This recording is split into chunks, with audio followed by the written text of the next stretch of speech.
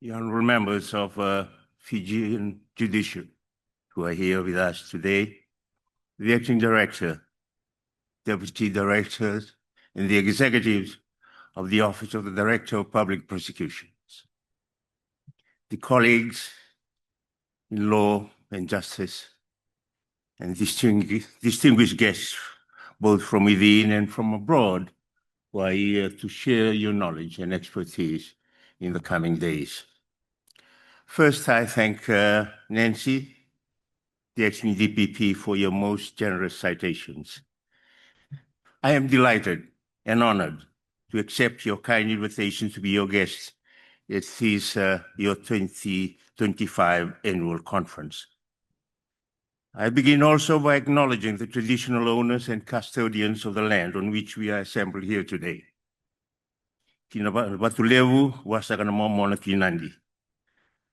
I pay my respect to your elders and to your chiefs, past, present, and emerging.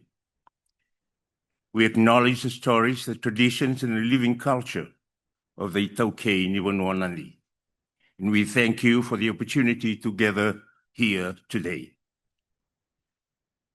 As Speaker of the Fijian Parliament, I am extremely honored to address this distinguished gathering, the Office of the Director of Public Prosecutions Annual Conference for 2025. The theme you have chosen, Redefining Prosecution in the Modern Courtroom, is a powerful clarion call to action for our time. It challenges us to move beyond tradition and ask a fundamental question.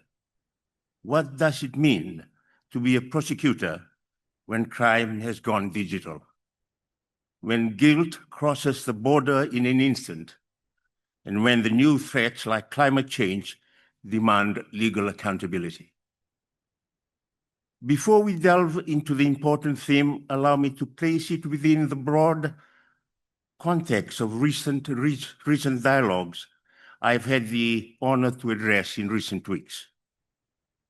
In August, at the Pacific Islands Parliamentary Group, PIPG meeting at Nathandola, we focused on the theme Pacific Islands in the changing global landscape, from challenges to parliamentary action. Our discussion was urgent and unified. In the face of shifting trade dynamics and global economic pressures, our survival depends on regional solidarity. We concluded that our collective voice, forged through the bodies like the newly established Pacific Interparliamentary Assembly, PIPA, is our greatest source of resilience. And we see examples around the world like the ASEAN in Southeast Asia, CARICOM in the Caribbean, or Mercosur in South America.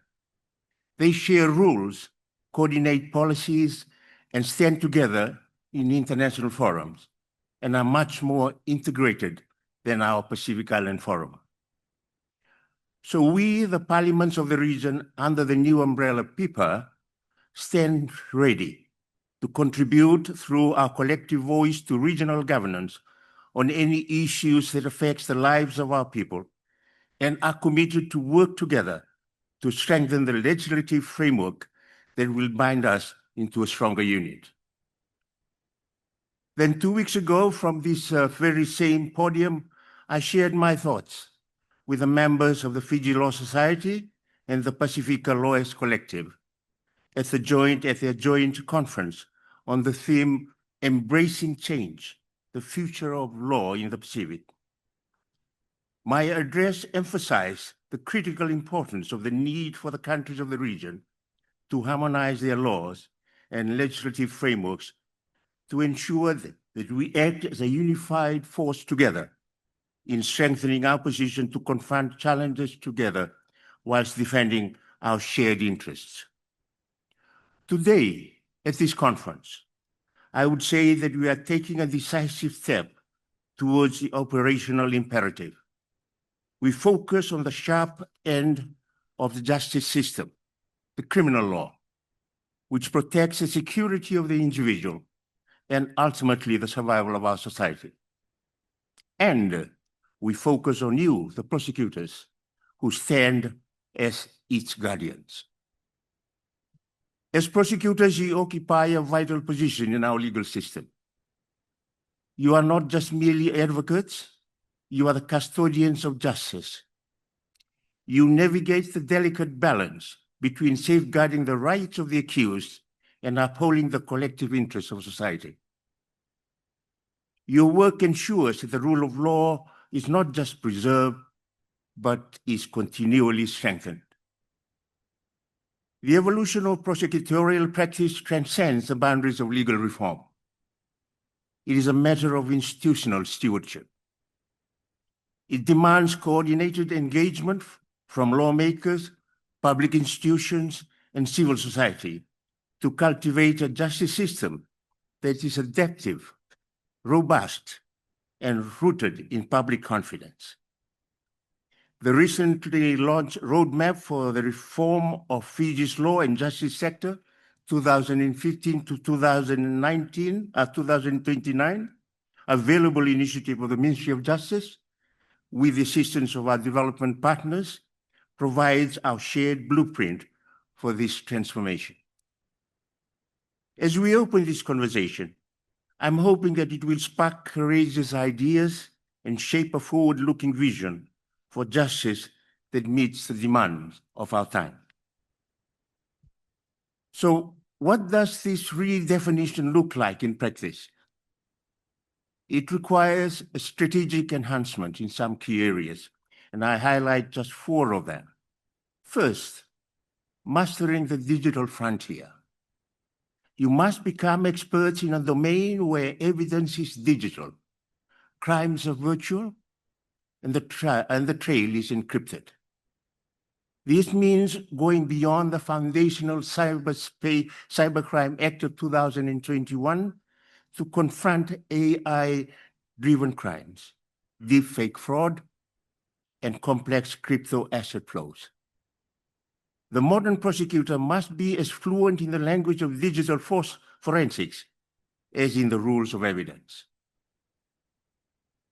2, dismantling criminal enterprises. We must shift our focus from securing convictions to dismantling the power of organized crimes.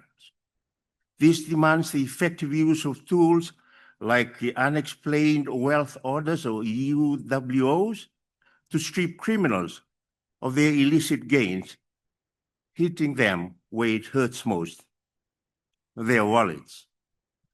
On second thought, since they are digital wallets, their pockets. Leading with a trauma-informed approach, thirdly, the landmark Child Justice Act of 2024 last year is a paradigm shift. It requires a prosecutor to be not only a legal technician, but also a guardian of the vulnerable.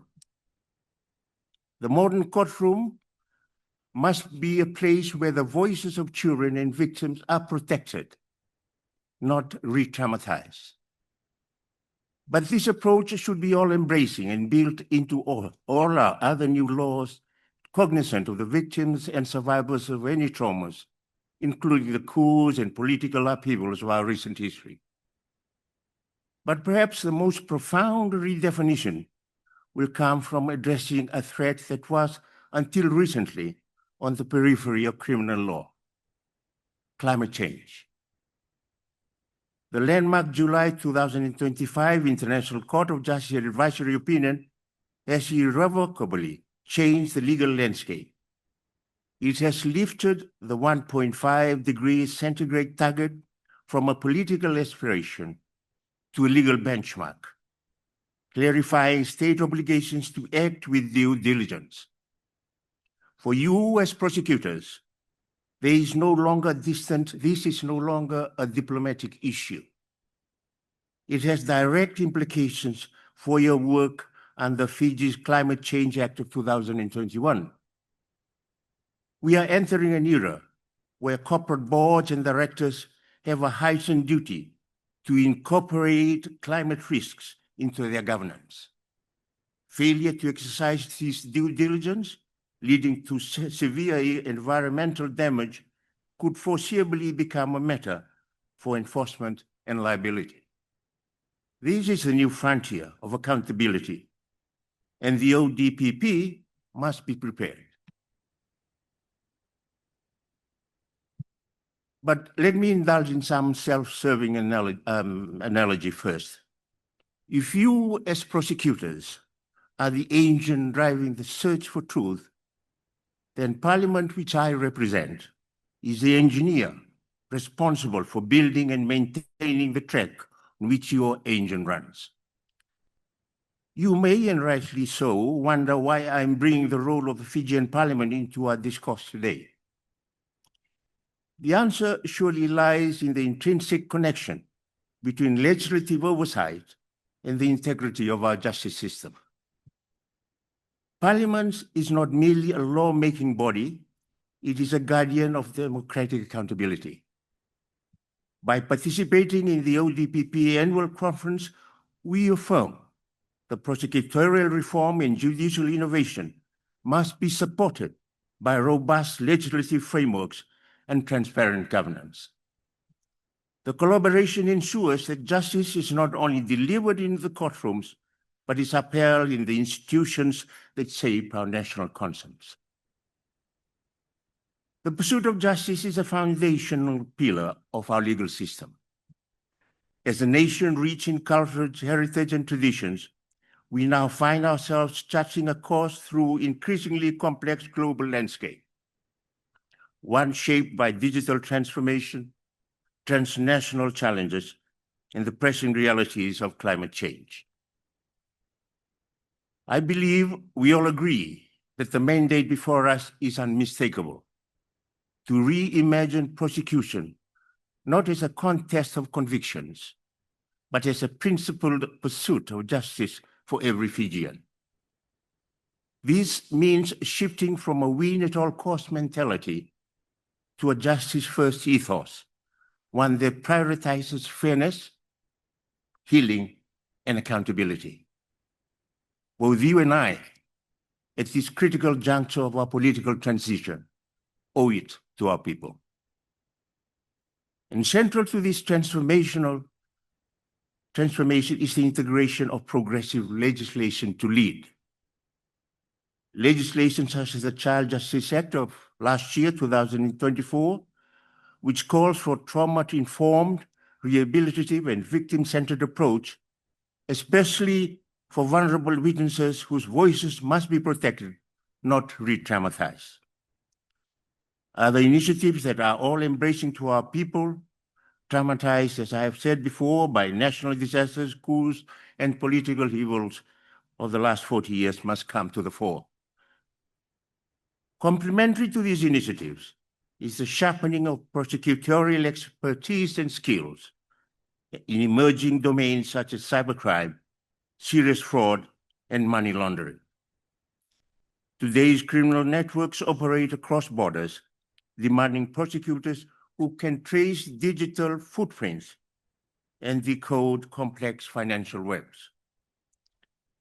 But this vision cannot thrive on operational will alone.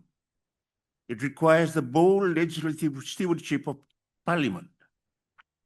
When prosecutors uphold justice and Parliament shapes its ethical and legal framework, a vital and lasting partnership is formed, one that strengthens the foundations of fair and accountable legal system.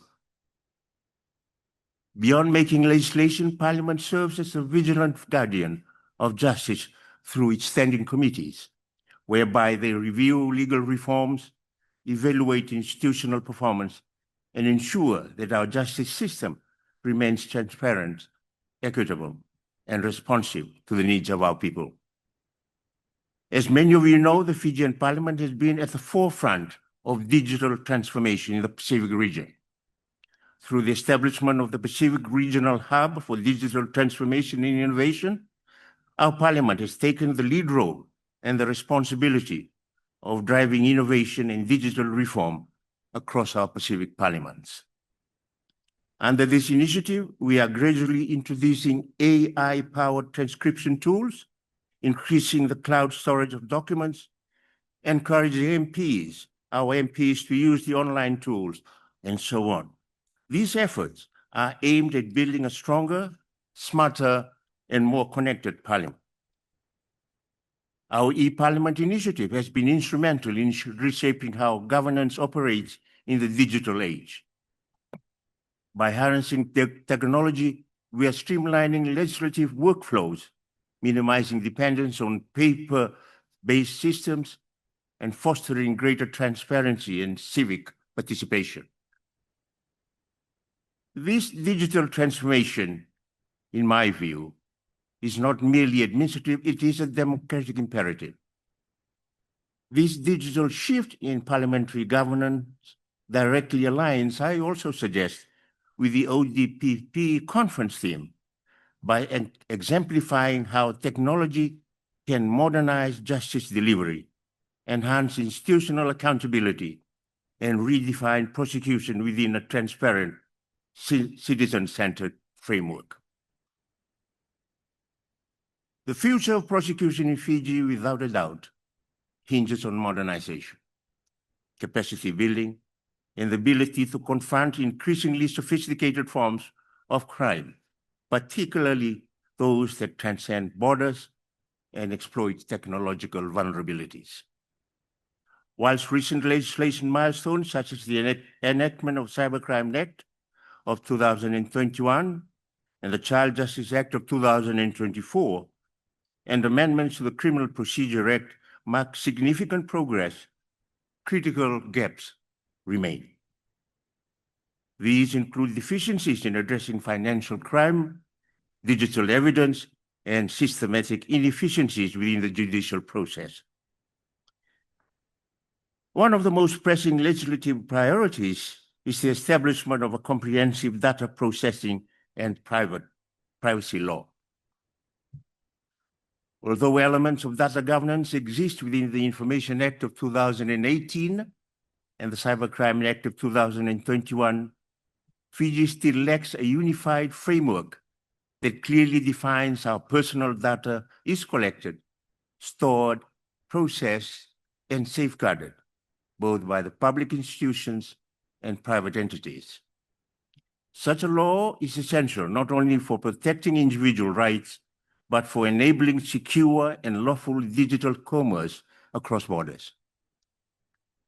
Moreover, while Fiji has enacted laws like the Cybercrime Act and the Telecommunication Act, and continues to rely on the decades-old Police Act, there are still areas where our legal architecture falls short in addressing the full spectrum of modern criminal and transnational threats. To empower you, there must be commitment to advancing critical legislative priorities, including a comprehensive data property or protection and privacy law to secure digital evidence and protect citizens, robust whistleblower protection legislation to uncover the complex crimes that thrive in silence, the modernization of our Evidence Act to fully embrace digital proof, and strengthening of our asset recovery regime to make unexplained wealth orders a powerful tool in your arsenal. In today's hyper-connected world, justice must be swift, adaptive, and equipped to handle the complexities of digital crime. The strength of Fiji's criminal justice system will depend on the ODPP's ability to navigate digital evidence and specialized legal frameworks supported by a parliament that legislates with urgency, with clarity, and adequate resources. So as we confront the challenges of the 21st century, let us remember that justice is not a fixed ideal. Justice evolves. Justice breathes. Justice must respond to the realities of our time. To all the participants of this 2025 ODP annual conference, may this gathering be the catalyst for a redefined, modern, and truly just prosecutorial service for Fiji. Let us seize the promise of digital transformation whilst remaining vigilant to its risks, I encourage spirited dialogue, meaningful learning, and open exchange as we work together to redefine prosecution in the modern courtroom and fortify our democratic institutions. I have no doubt that this is achievable given the quality of speakers and presenters here today and tomorrow to share their knowledge and experience and expertise under your various sub-themes to the conference. But today, let us pledge to build a justice system that is agile, that is resilient, and digitally empowered one that safeguards our people and upholds the rule of law across both the physical and virtual domains. Let us ensure that the modern Fijian courtroom is a place where justice is not just done, but is seen to be done swiftly, fairly, and is equipped to meet the demands of our time. Thank you.